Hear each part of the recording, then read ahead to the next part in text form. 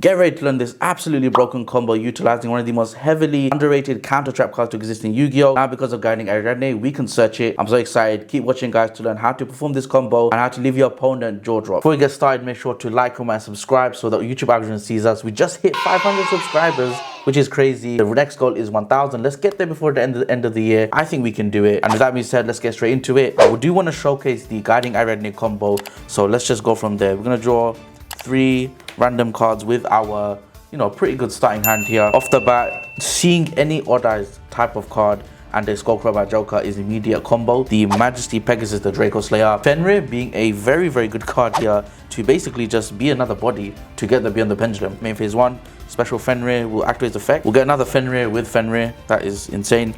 Next, what we're going to do, we're going to normal summon Joker, activate its effect to search for an odd-eyes card. With Joker, we want to search the odd-eyes Seer because this is the new card from Crystal Revenge that's going to allow us to do the Omni-Negate, which is kind of what the deck has been missing. When I went locals on Wednesday, I found that I lost a lot because I didn't have the Omni-Negate. So now that I have it, the locals experience went much better. I went X1 and I only lost to 1 instance of a Dark really evenly. Odd-eyes Revolution Dragon can search as the odd-eyes Arc Pendulum Dragon. This is part of the combo and I'm going to show you exactly why this is so strong. We'll scale odd-eyes Seer, we'll scale odd-eyes Arc Pendulum Dragon, activate Seer's effect, targeting the odd-eyes Revolution in grave, add it to hand, pop itself, activating odd-eyes Arc Pendulum Dragon, triggering its effect. You can fusion summon using this and the Arc Pendulum in grave, in the scale. We're going to fuse these two for a really cool card, Odd-eyes Vortex Dragon.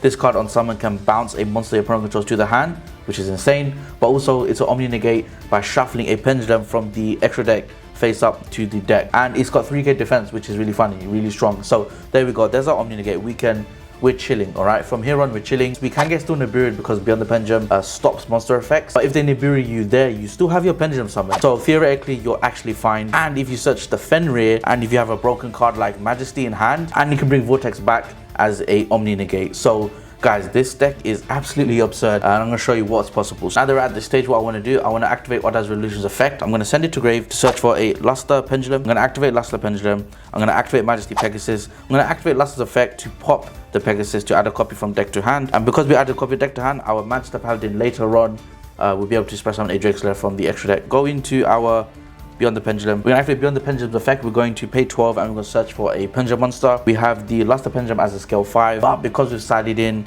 we can search the guiding Ariadne. So we're going to do that right now. Now this is where it gets really fun, really interesting. Before we pendulum summon, this is the only stage where we can get Nibiru, and you're looking at the board and it's not that crazy. We haven't even committed too much. We've got a lot of plays left, so that's why this deck is essentially a way to beat Nibiru, because if they do, it's not crazy. You just pen summon. So what we're going to do next, we're going to pendulum summon now. We're going to bring out the Harmonizing from the hand. We're going to bring out the Skull Crowbar Joker that we destroyed earlier, and the Majesty Pegasus. Chainlink 1 Majesty Pegasus to search a field spot, discard a card. Chainlink 2 Harmonizing to special the Purple Poison Magician from the deck. Because we searched with Fenrir, we can just discard another Fenrir to get the Sky Iris happily in our hand.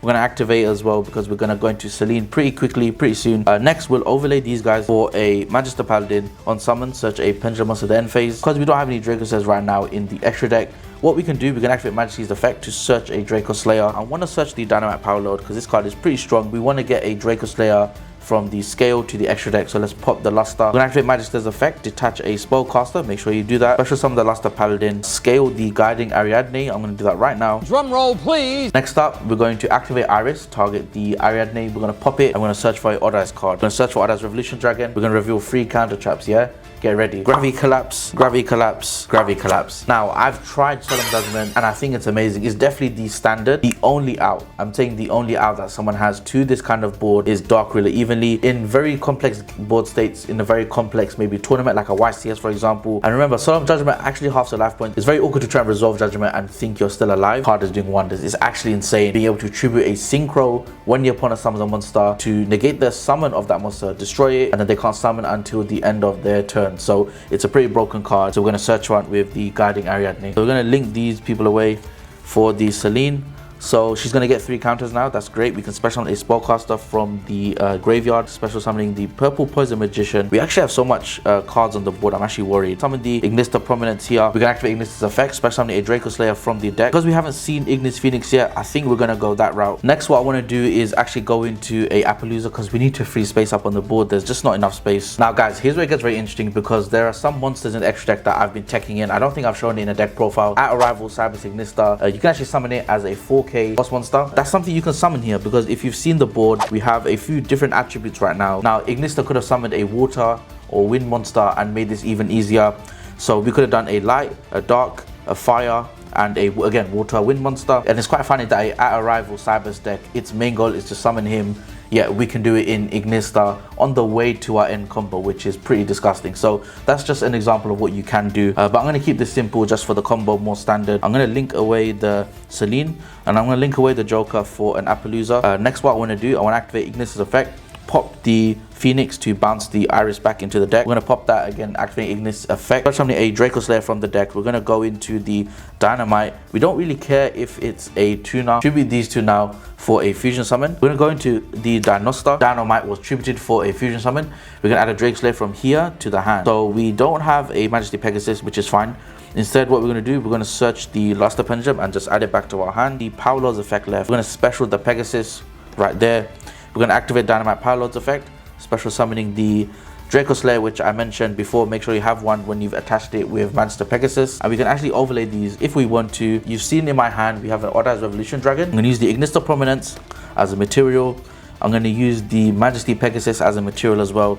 We're going to go into an IP Masquerade now. So let's do that.